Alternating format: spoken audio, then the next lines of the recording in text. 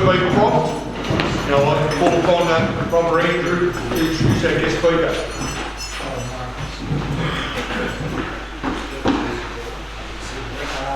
Reverend Fathers, Knights of Honour, Brother State Chairman, fellow State Councillors, brothers.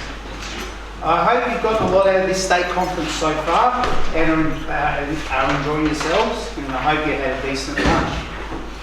So now we will resume our conference with our featured guest speaker. Our speaker received his calling from God at a young age and pursued his vocation to the priesthood in spite of the initial scepticism from some, with passion and the support of those around him. Excuse me. He has made a great impression to those who have known him along the way and has been a rising star within the Archdiocese. Many of you will be wondering, I get it, why I'm holding up this magazine covered with Elder Person on it. No, get your minds out of the gutter, gentlemen. Well, as many of you might recognise, this is the Stellar magazine, which you'll get on Sunday with your Herald Sun. This is no ordinary issue though. This was the launch issue from August 28, 2016.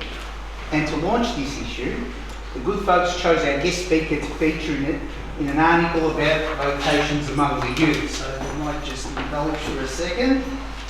We see him, get past pictures of Elman Person. You see him there. So this was an article about vocation within the youth.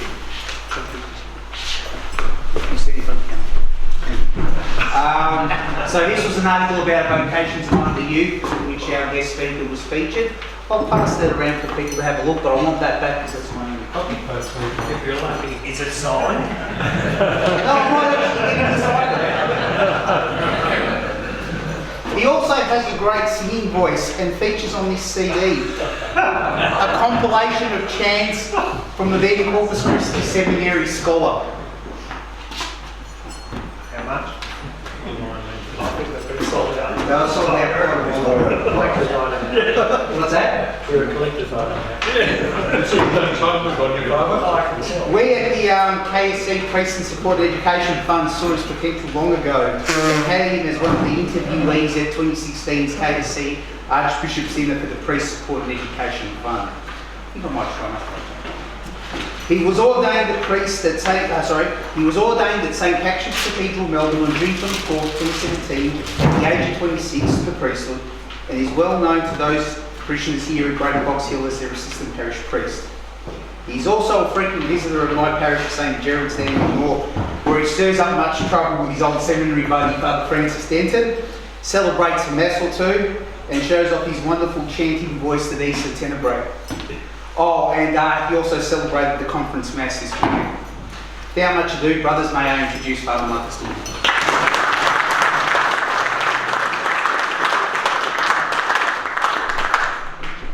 Thank you, Andrew. And I think Andrew's just been given the job of my underlined cheer as the squad leader. For the real story of Fr Marcus, you can see Father Tony. So you can tell me all the other side. I thought this afternoon we might begin just with some prayer, which is probably a good way to begin. So on your chairs, there are 3 copies per row, just along the aisle. It won't be on every chair, just on the aisle there are 3 copies of the booklet. So you might just pass them along so that everyone can at least see onto it. Yesterday I came back from my retreat and I was at a monastery down in Tasmania for a week. And so I thought I'd inflict a little bit of that on you this afternoon for our prayer. Afternoon prayer from the Liturgy of the Hours, which will be more familiar to some of you than others. We won't worry about standing, but we can just follow it otherwise. We make the sign of the cross. So God, come to my aid. Lord, make haste thou help us. Glory be to the Father, the Son, and the Holy Spirit, as it was in the beginning, is now, and ever shall be, world without end. Amen. Oh God, creation secret was thyself unmoved all ocean souls, who from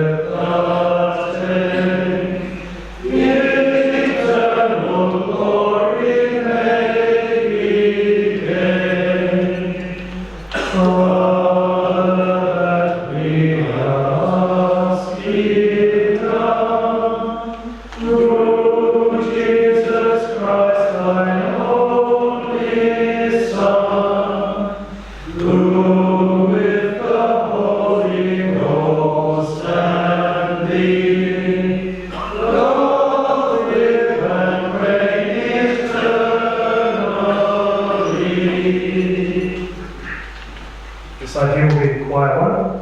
This I hear quiet too. Fresh and green are the pastures, where the Lord gives me repose. Hallelujah. The Lord is my shepherd. There is nothing I shall want. Fresh and green are the pastures, where he gives me repose. Near restful waters he leads me, to revive my drooping spirit. He guides me along the right path. He is true to his name. If I should walk in the valley of darkness, no evil would I fear. You are there with your hook and your staff. With these you give me comfort. You have prepared a banquet for me in the sight of my foes. My head you have anointed with oil. My cup is overflowing. Surely goodness and kindness shall follow me all the days of my life. In the Lord's own house shall I dwell forever and ever. Glory be to the Father, and to the Son, and to the Holy Spirit. As it was in the beginning, now and forever and ever. Amen. Fresh and green are the pastures, where the Lord gives me repose. Hallelujah. In Israel, the name of the Lord is great. Hallelujah. God is made known in Judah. In Israel, his name is great. He set up his tent in Jerusalem, and his dwelling place in Zion. It was there he broke the flashing arrows, the shield, the sword, the arm. You are the Lord, are resplendent, more majestic than the everlasting mountains. The warriors of the spoils certainly death. The hands of the soldiers of our houses. At your threat, O God of Jacob, horse and rider they summon. Glory be to the Father, and to the Son, and to the Holy Spirit. As it was in the beginning, is now, and ever shall be, world without end. Amen. In Israel, the name of the Lord is great. Hallelujah. The earth in terror was still when God rose to judge. Hallelujah. You alone strike terror. Who shall stand when your anger is roused? You are your sentence from the heavens. The earth in terror was still when God rose to judge, to save the humble of the earth. Men think Jacob served to praise you, which survivors surround you with joy. Make vows to your God and fulfill them. Let all things be good to him who strikes terror, who cuts short the breath of princes, who strikes terror in the kingdoms of the earth. Glory be to the Father, and to the Son, and to the Holy Spirit. As it was in the beginning, is now, and ever shall be, world without end. Amen. The earth in terror was still when God rose to judge. Hallelujah. Remember, it is God himself who assures us all and you of our standing in Christ, and has anointed us, marking us with his seal and giving us the pledge, the Spirit, that we carry in our hearts. The Lord is my light and my help. He is the protector of my life. Let us pray. Lord God, deepen our faith, strengthen our hope, and kindle our love, so that we may obtain what you promise, make us love what you command. Through Christ our Lord. Amen. Let us praise the Lord. Thanks be to God. Thank you. Yes, I love the Divine Office because it's a simple way, and it's the Second Vatican Council really wants to try and make it accessible, not just to clergy and religious, but also to the laity. Hence it was revised substantially and translated into English. And it's a simple, the different hours of the day, very easy to pray, easy way to sanctify parts of the day. And just bring us back to God. It's easy to forget it when you're busy and doing lots of things. I think everyone had a bit of a watch of what Nathan said last year, our Father Nathan, and it would be impossible for a former seminarian and our priest of the Archdiocese to begin without thanking the Knights, because you do so much work directly to support the seminarians in particular, but also the priests of the Archdiocese and more broadly of Victoria. I myself was the recipient of the trust that, let me get the names correct, the Walter Martin Barbara Ralph and Cardinal Foley Trust bursary, which the Knights award, which enables 2 seminarians to travel to the Holy Land each year.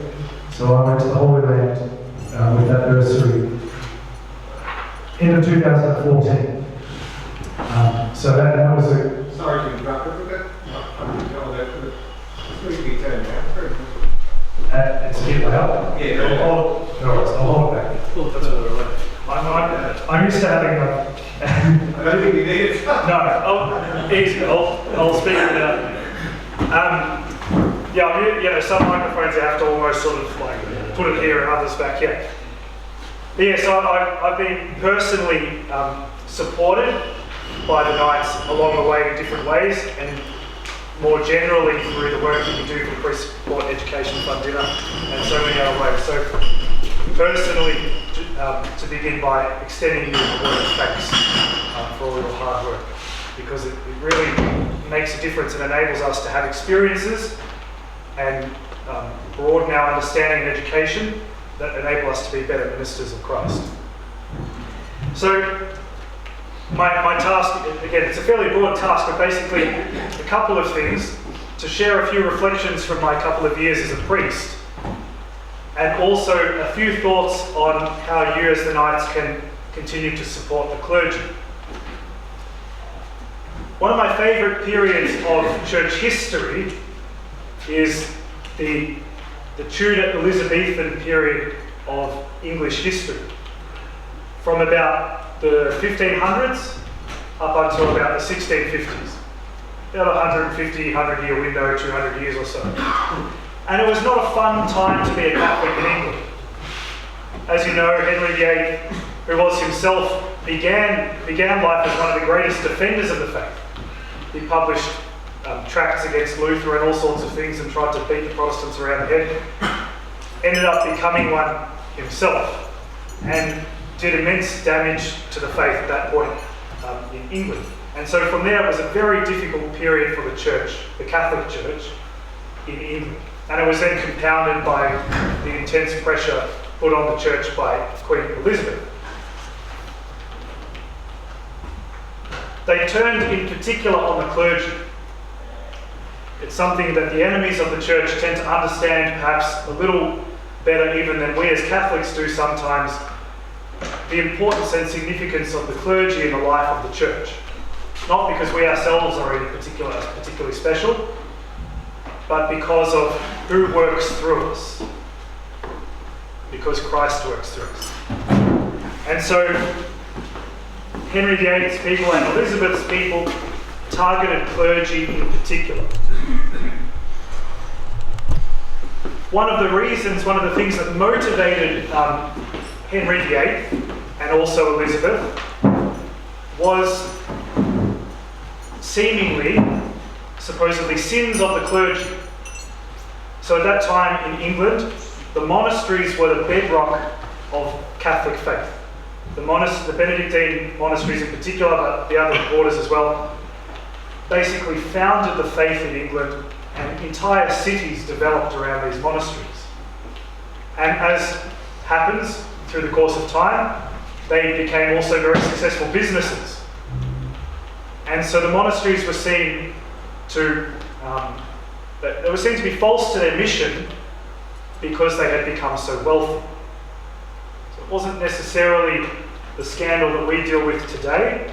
It was a different type of scandal, particularly the scandal of wealth, that gave the enemies of the church fuel, if you like, to turn against them.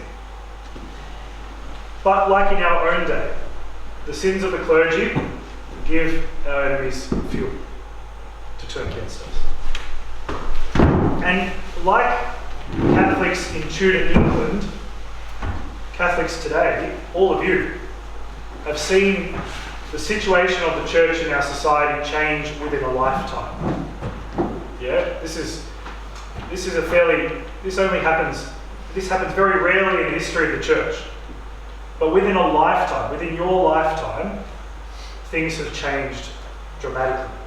And that happened in Tudor England as well.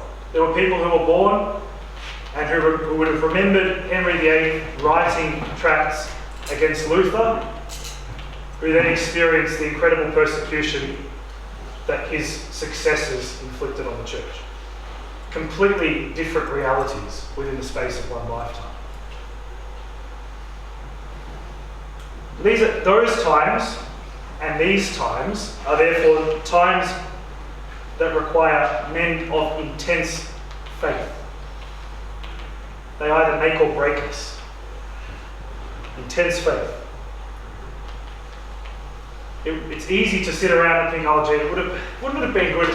I wish, sometimes I think, gee, it would have been nice to have been, maybe be born in the 1920s and then sort of die maybe slightly young, maybe in the 1980s or something like that, and have been a priest. Gee, wouldn't have life have been much easier? The church is a bit fuller, and sometimes we can all think that. Wouldn't have?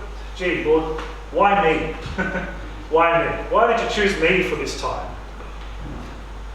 The Lord doesn't fit the time to us. He chooses us for the time in which we live. And each one of us He has chosen for this time in our nation and in our world very specifically. He does nothing by accident. So when He set us for this particular time, He did so knowing what we would face. The good opportunities and the challenges. And it was the same in the Elizabethan era as well. One of the hallmarks of that era within the life of the church as it struggled to survive was how strongly the laity supported the clergy. It's remarkable.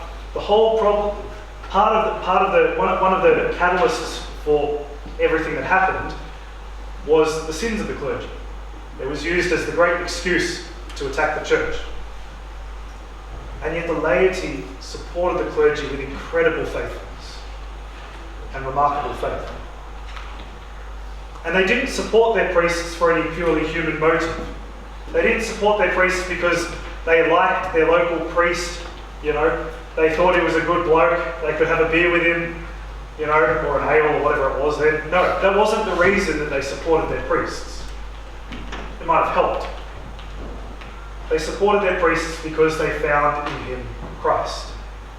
Even in the worst of the priests, they knew they could still receive the sacraments from them.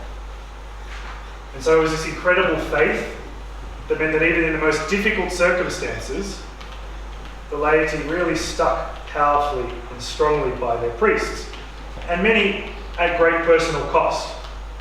Some of us would know the stories.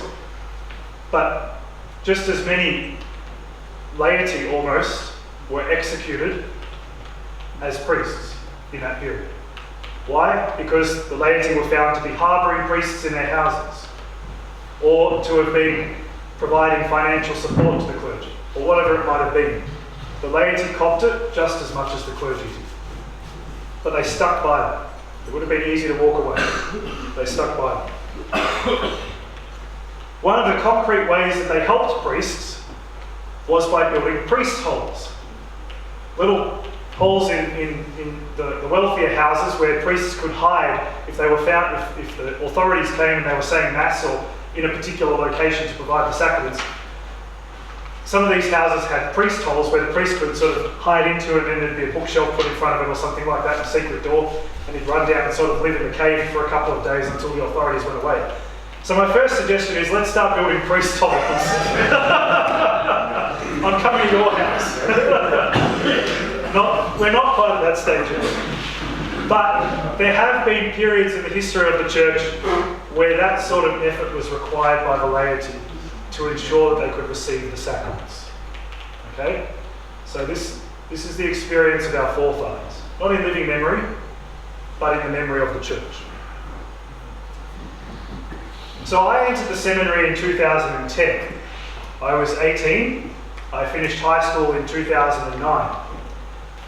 I won't go in detail into my vocation story, but I first heard my call to be a priest when I was in grade 6, when I was serving at St Martin's in Rosanna, where there's a branch of the Knights is based, and one of the Knights, a couple of the Knights particularly, John Power, who's the ongoing sacristan there, despite the fact that he's well into his 80s, nearly 90, I think this year he's turning 90,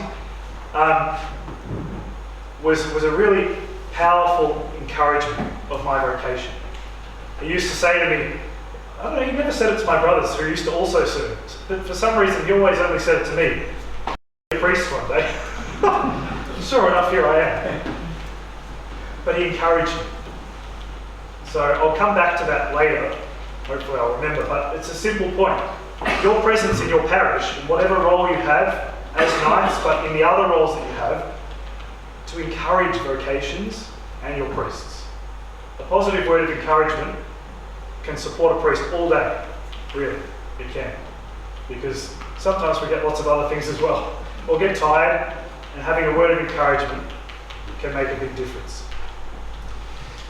So I entered in 2010, and at that point I knew, I was quite aware of the situation of the church. The sexual abuse crisis was very much front and centre even then. We didn't have the Royal Commission yet, or the Victorian parliamentary inquiry. But when I entered, I knew that this was the church that I was going into, or the priesthood that I was going into. I knew that this was very much part and parcel of what we were going to be dealing with day to day. And the priesthood that I was entering, or proposing to enter, was marked by this. But there are many things that have eventuated, even in the last couple of years, that I did not foresee. And that I don't think I ever could have foreseen. I never anticipated that our government would make the full exercise of our faith and the full exercise of my work as a priest illegal, which it has done. There was a good article in the Australian, I quoted it a couple of months ago, or not directly, but sort of indirectly. I think Jared Henderson, or one of those Australian writers, who said that to impinge the liberty of the church in one regard, or to outlaw one particular practice of the church, is to outlaw the church full stop. If you can't be fully free, then you can't be free. That's something I never really anticipated. I never anticipated that the role of priests in the governance of their schools, as a flow-on effect of the Royal Commission and the sexual abuse crisis, would be in jeopardy in a significant way either. There's some of the things that I never really anticipated. And all that's happened really only in a couple of years, 2, 3, 4 years since I was then at the later stages of my ordination, as my time in the seminary. But as I said, the Lord does not choose the times for us. He chooses us for the times. These all can seem like fringe issues, they don't really affect the day-to-day life that we live. Hearing about sexual abuse in confession seems like a rare, if not entirely implausible event. One cardinal going to jail for crimes he was found personally of committing seems isolated to him alone. The removal of priests from the governance of schools at the request of the Royal Commission may seem like a blessing in disguise, because it lifts part of the heavy administrative burden that priests these days have to cope with. But the frog that ended up boiled alive in the pot of water initially thought the warm water was pretty good too.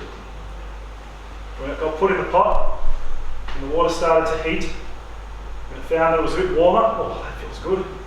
In the bath, oh yeah. But within a matter of minutes, it's far too hot, and he's dead.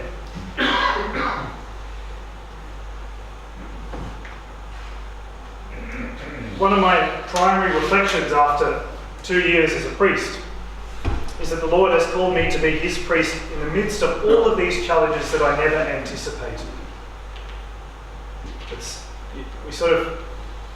We discern our particular vocation, but the Lord is always calling us as well. He never stops calling us.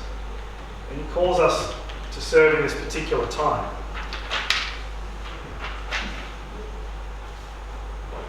Slightly pessimistic description of the times in which we live, but it's not the whole story. In the midst of the warming pot that is our Australian society at the moment, God is intensely active, and we see this on every level of our society. It would have seemed strange a few years ago, not that he's our greatest friend necessarily, but to have a very overtly Christian Prime Minister. That did not seem like something that was going to come down the pipeline. That slightly normalises Christianity, even though it's not our brand of Christianity. It just helps normalise it a little bit in the public mind. Many of the church's greatest saints have arisen in the times of greatest challenge. It's one of the tried and tested rules of the church's life. The church excels when she is under pressure. She, like all of us, if we sort of stop going to the gym and we stop and we start sort of having extra beer at lunch or extra helping at dinner, we start to lose a bit of our condition. But when we go to the gym, when we work hard, when we go for a walk, whatever, when we refrain some of the things that take it away from us perhaps, then we start to perform. And it's the same with the church. The church is the same. When things get hard, we excel. She excels in particular when the divide between the kingdom of God and the kingdom of the world is very clear. When it's easy to be a member of our society and a member of the church, we get a bit comfortable.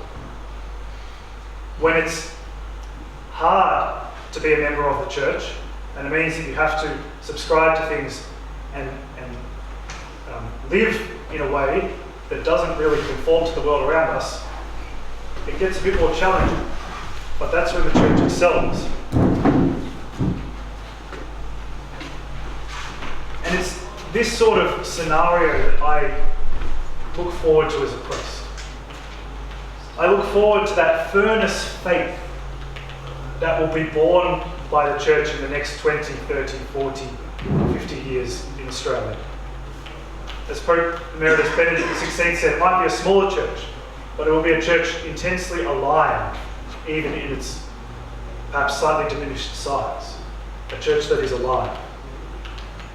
A daily opportunity to win souls for God. It doesn't change as our times change. So a few examples where I see this happening, where God is working.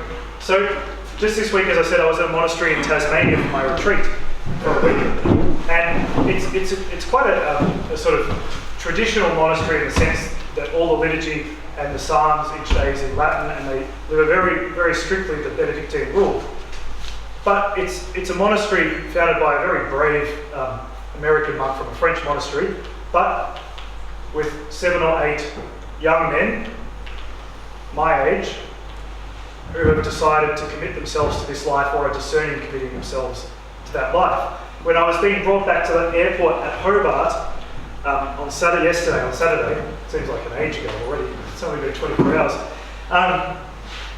the monk who was driving me, we were just talking, I was learning a bit about him, Brother Francesco, his name is, after Francisco of Fatima, one of the boys, the boy who received the message. And he said, we had an American monk from Italy come and talk to us a few days ago, and he was telling us how their monastery, they only have 1 meal a day, and they do things really tough. They do. Ours is cake compared to theirs. And I couldn't quite get his drift. So, are you trying to say that that's a good thing, that they only have 1 meal a day? Or are you trying to say that's a bad thing? What's the angle? He said, oh no, it's a great thing. Oh. Oh wow, okay. I mean, I like the fact that they have reading during the meals and that they do all the singing and everything, but one meal a day is getting a bit rough. Challenge a few of us. Yeah, that's it. But this is where 7 or 8, they had 13 at one point, young men in our country have chosen to pursue their vocation. It's a sign of where God is moving. Just a few weeks ago, we had a family received into the church here in Box Hill, a wonderful young family who came to us out of the blue. They had seen, they live in Lilydale, and they were looking on our website. And they wanted to become Catholic. They were Churches of Christ, Assemblies of God, and they were like, oh, where can we become Catholic? We want to learn all sorts of things about the Catholic faith. And they were looking on different websites, parish websites, and they came to ours. And I just had a list of the different topics that we cover and the structure and how it goes. So they gave us a call, and they wanted to try out our program. They were like, that's what we want to do. And they were received into the church last weekend, a couple of weekends ago, maybe a month ago, with their 2 sons. And they're like classic converts. They are so gung-ho.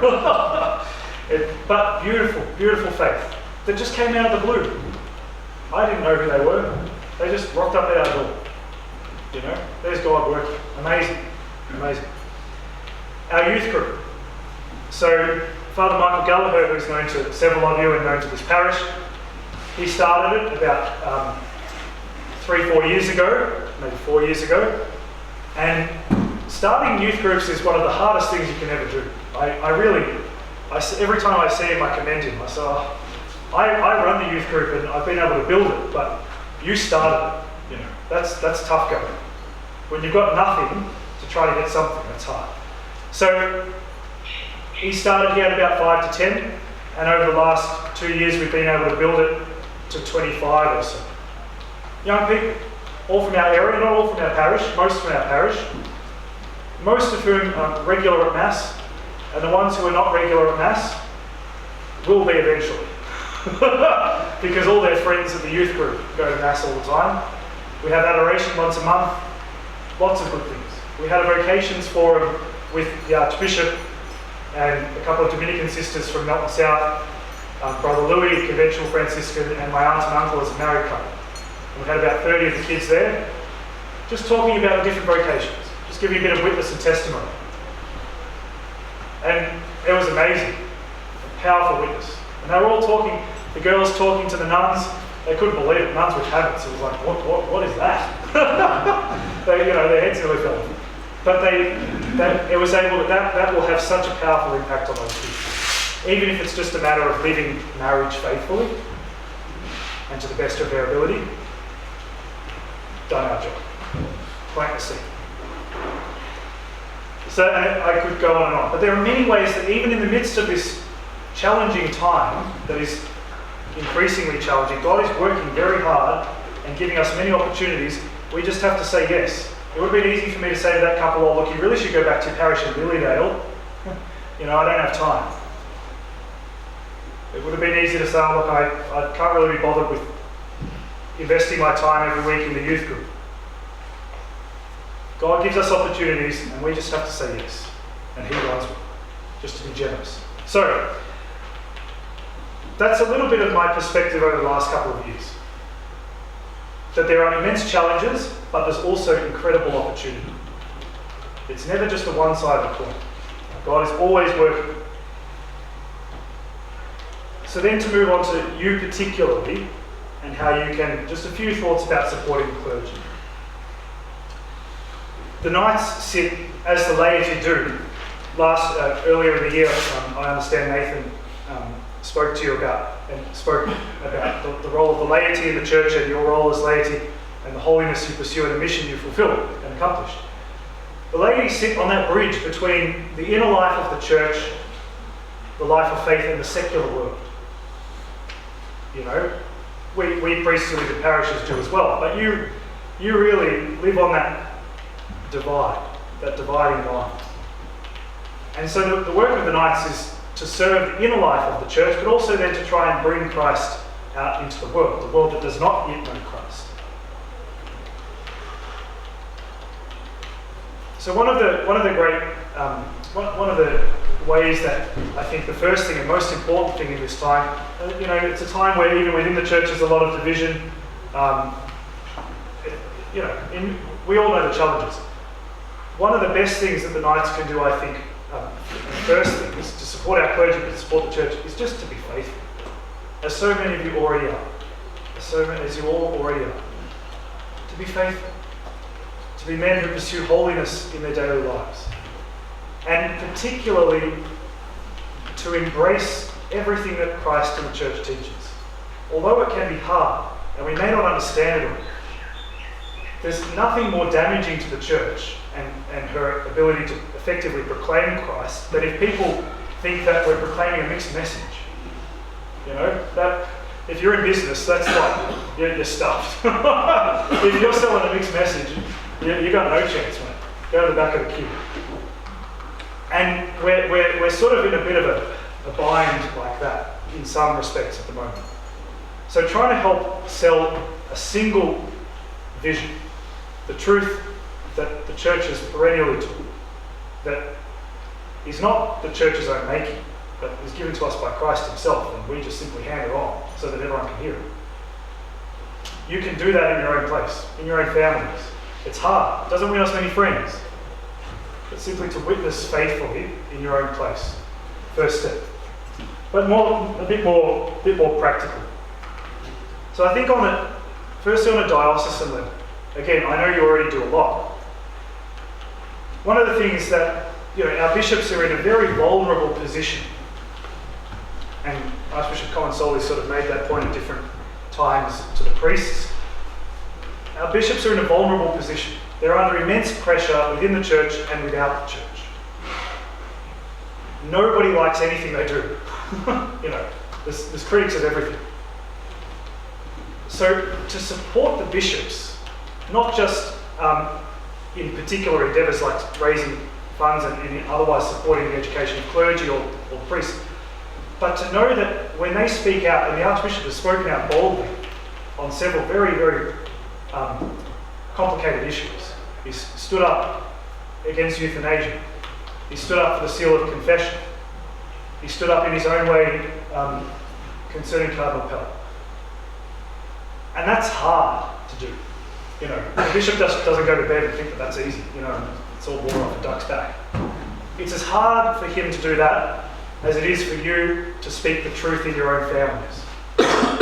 And so if you can communicate to him collectively and individually and to your own bishops in your own diocese that you support them and are prepared to stand by them when they have to speak out on these difficult issues, it's a simple thing that you can do. To say, you know what, Your Grace, bishops, when you speak out, know that we have your back. And if there's anything we can do to support you, call upon us to promote the faith in our nation, in whatever way that might be.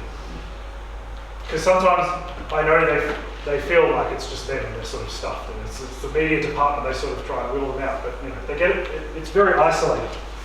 So to support our bishops, especially when they take a strong stand for the faith on difficult issues.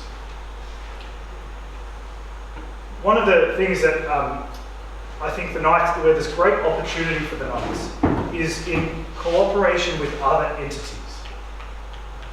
So one of the things that I always notice, you go to all the different events around the diocese and youth events and stuff like that, many of the diocesan agencies, although they're all being sort of restructured at the moment, many of them already do a bit of work together. So you'll see the Vocations Office co-hosting something with the Youth Office. Life, Marriage and Family Office co-hosting something with the Youth Office, or with Ministry to Priests, or with the Office of Evangelisation. It's the sort of thing that the Knights, I think, there's like an absolutely shining opportunity. I was talking to John Smythe, who I know reasonably well, who's a member of the Box Hill branch, He's no longer with Perusia Media, but he was, and I know Perusia as well. They do a lot of great work in Catholic media. But the simple thing that occurs to my mind is that, like, just going to Perusia or to the youth office or to the vocations office and saying, you know what, we want to be at every event you run. Every event. We don't have to all be there, but whatever you run, not necessarily that we're trying to look for members, sometimes it will be a matter of the opportunity to try and encourage new membership, but simply to be a public presence. We want to be at every event you run, and we want our logo at the bottom of every event you run. When you've got youth office, marriage and family office, we want to see the Knights of the Southern Cross down there too. Now, it might have been something that's already been tried to varying degrees, but I think there's lots of scope for that. In Australia, it's the sort of thing, you don't have to organise those events. You know, they'll organise them. You just say, look, we'll come and run a barbecue we're talking about. We'll do the tea and coffee. You know, well, it's very simple. As long as we can get the publicity, and we'll support you in whatever way we can. In Australia, there are two national clergy associations. And I was recently elected the secretary of the one that I'm a member of, the Australian Confraternity of Catholic Clergy. And at our conference every year, we have sponsors for the event. So now that I'm secretary, I'll make sure that I come to the Knights next year for our conference and say, we want you to be one of our sponsors. And our sponsors then get to present to our conference just to briefly give us a bit of a talk about what they do and encourage the priests to support the Knights. It's a simple thing, but to be present. Being present, we've always been told that in the seminary, being present is half the battle. Just be there, turn up and go to work. So what coming towards the end? So that's on a diocesan level, taking those opportunities to work with other agencies. Let them do the hard work. You guys just do the background stuff. Easy. Then on a parish level. So many of you already do lots of things in your parish. I was sitting with some of the fellows from the North Dandenong branch, and they, go and run fundraising barbecues at Bunnings. Like, such a simple thing. We did something like that for our youth group. It raises about $1,000 on board. These things bring in big bucks, which you can then deploy, at the service of the parish and the different groups that you support. But here's a simple suggestion in your parish. Invite your priest out for dinner. Doesn't have to be all the members there, doesn't have to be a formal Knights event. But a few of the Knights get together and say, every couple of months, we want to take our priest out for dinner. Just at one of our homes, maybe we can go to his place, the presbytery, maybe we'll go out somewhere. Invite your priest out, and some of you come from branches like Box Hill, where there are several priests, several parishes connected to one branch. Great. So you don't have to, maybe it's just every second month you say, well, we invite a different priest. Or Father, okay, so you can't do this month, what about 3 months' time? Just sit down with them and have a meal. Easy. It's so good, like having dinners with people is like such a great way to spread the faith and get the message across. So that's a simple suggestion on a parish level. Regularly have meals with your priests.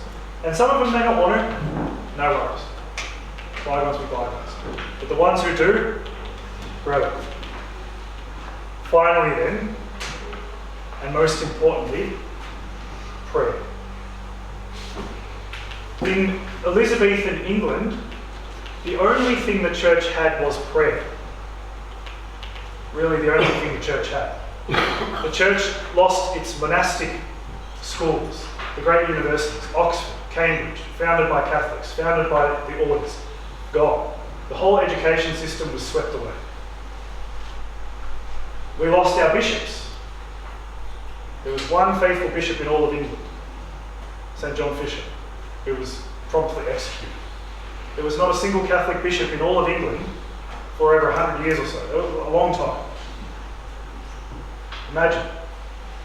They lost their bishops, they lost their education system, they lost all of their public assets, everything.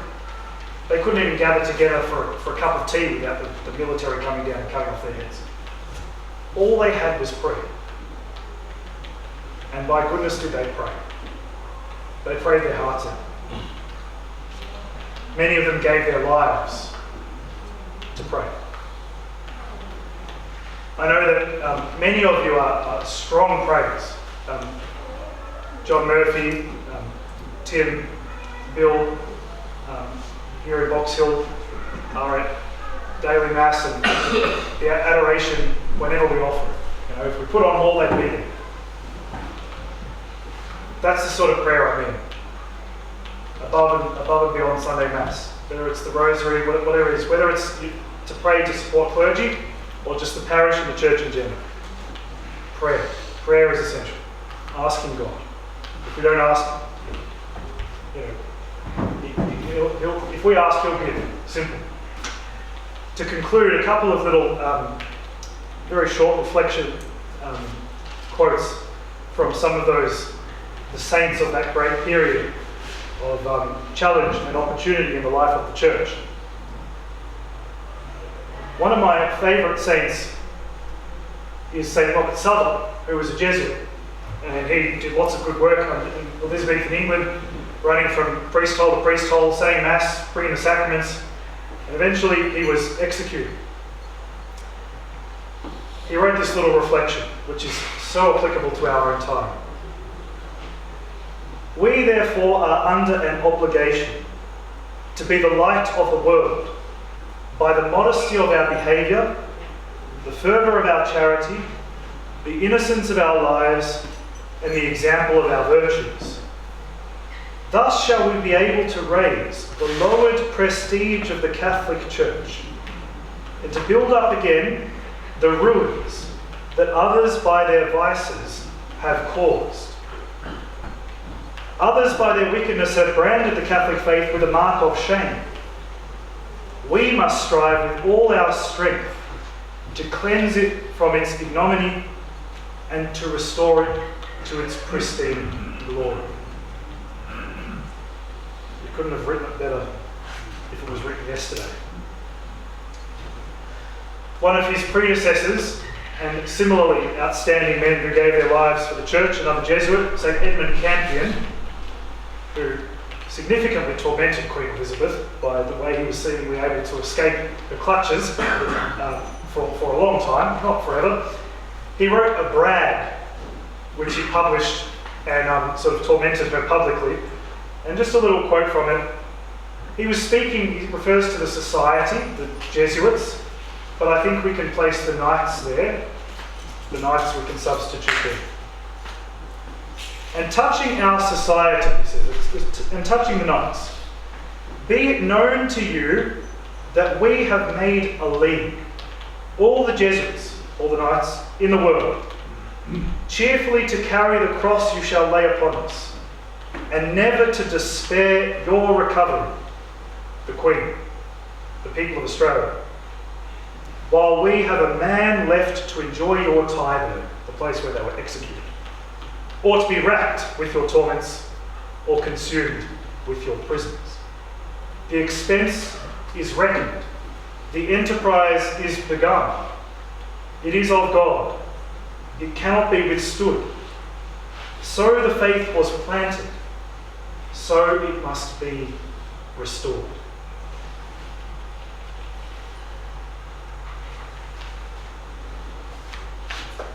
Thank you.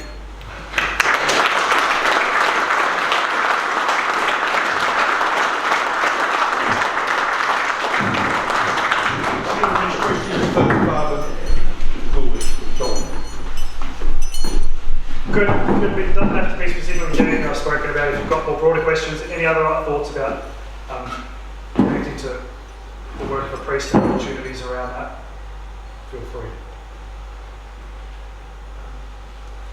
I've been on corner of us. We've got John Bruce. We'll go ahead. Go ahead. Okay. Sorry, I didn't see it. Sorry, You know, I just have a question. You seem to live in Yeah. At the school, we talk about pray or? No, so I went to a government secondary school. So I went to St Martin to his primary and Viewbank College secondary. So there wasn't a promotion of priesthood at school. The question was, do you think that would help the current situation more if there was more promotion, particularly at Catholic schools? Yeah. Probably only our Catholic schools after what they're doing now in Parliament. Yes. But, would that help the situation? I just tend to get a feeling that the promotion of the priesthood is not there the way it was when I was. Yeah, so I think in the last 10 years or so, 15 years maybe, a lot of good work has been done to really try and promote the priesthood very positively. And the work of the vocations office I really benefited from in my preparation for the seminary. We don't necessarily always see it in our parishes, but the young men who are sort of heading in that direction come into contact with it very quickly, because it's always there, and priests, it's in the back of their minds and all that sort of stuff. In regards to the schools, I think that so many in our schools are not practicing. And it's hard to hear a call if you're not regularly communicating with God, or, for them really we need to just evangelise firstly, full stop, before we start asking them if they're thinking about being a priest or religious. We just need to engage them in being Catholic.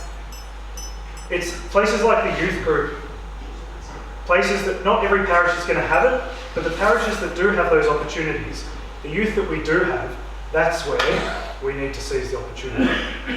The youth that we already do have coming to us, that's where we really need to make sure we're promoting it well. And, in some places that is being done, in other places not. But I think it's probably that's the first step, and then certainly to look into our schools. I mean, I've gone and given lots of talks in schools and things at different times. But I think in our schools now, really the main issue is before you even start thinking about call to the priesthood, just call to follow God. Full stop. It's the first thing we need to get out. Yeah. Thank you, Father Marcus. That was truly inspiring. And I know that Andrew has been taking notes, but you give him a copy. I will. Andrew. I'll give you a copy, don't worry. How do you feel about, as a priest and within the church, talking about topical issues? And I would raise the questions at the moment about freedom of speech, freedom of religion, freedom of thought, and the way that our current federal government is approaching these issues. Good question. You always know, and it's the same with our bishops, you always know that you're walking, on hot coals. It's you're on a hiding to nothing, but it's a hiding that we have to take. Just because we put ourselves out there and there's a risk of some blowback, whether it's from parishioners or from people beyond that, Christ was crucified. We have to take a risk, at some point. If we just live comfortably, we're going to die comfortably in our beds and, be the last person ever to believe in God. No, not quite that. But, we have to get out there. And so I know I sort of really make an effort to preach when these things come up. I sort of try and, because we've had so much over the last few years, when these issues come up, I talk about them. But then in intervening periods, I try to sort of just ease off on them, because it can get a bit wearing. So, if you're there every weekend and you're hearing something heavy about the challenges we face in our culture every weekend, it gets wearing too. So in the intervening periods, you just go back to, as we had today, talking about humility and growing in the Christian life, and it might be several weeks on end where you do that. And then the government does something, changes the law, and it's right, okay, we get back out there. And I know Father Tony does too, has spoken about so many of these different issues as they've come up. So we have to. It's our duty to shine the light of the gospel and the light of Christ on the issues of our time. And sometimes they're issues where a lot of people might disagree with us, even people within the church. The apostles weren't always on the same page as Jesus, but he stuck at it, Half the disciples ran away when he told them about the Eucharist. This is my flesh, this is my blood. He didn't chase them, he just Okay, it's your free choice, no worries. I'm just telling you what I'm here to say. It's the same with us. This is what we believe.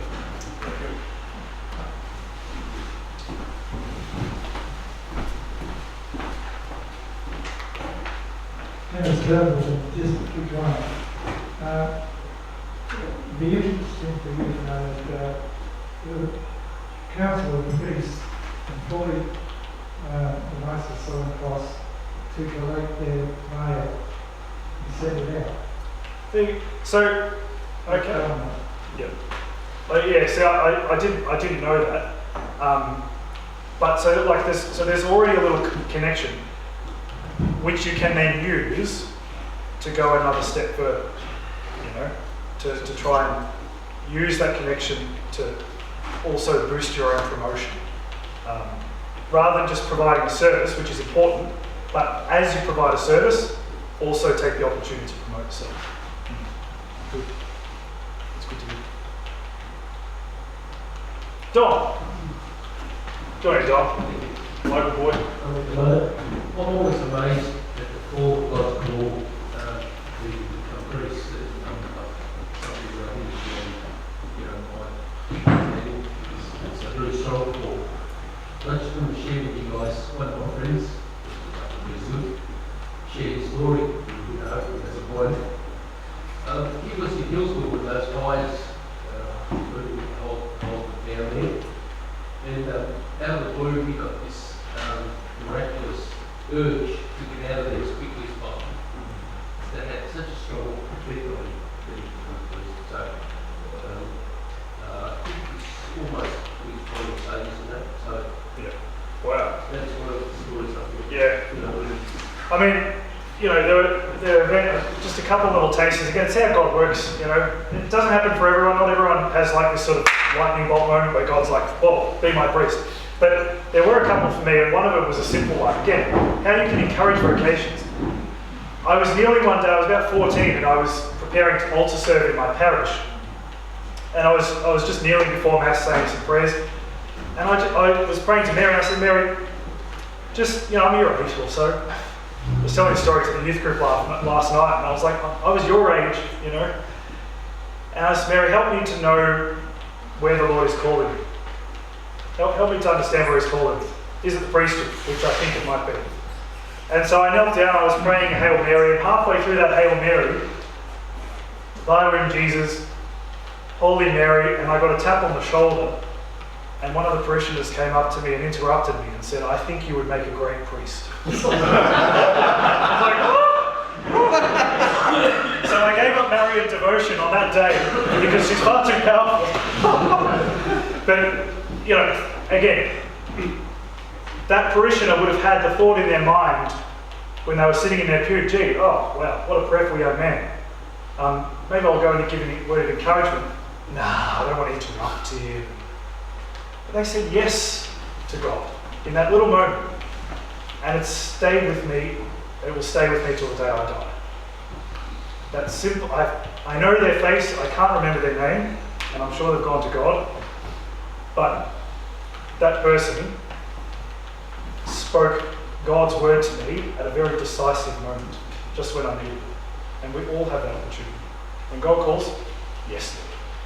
On that note, I'll call upon Brother Gavan Tobin to give a vote of thanks to Fr Marcus Goulding.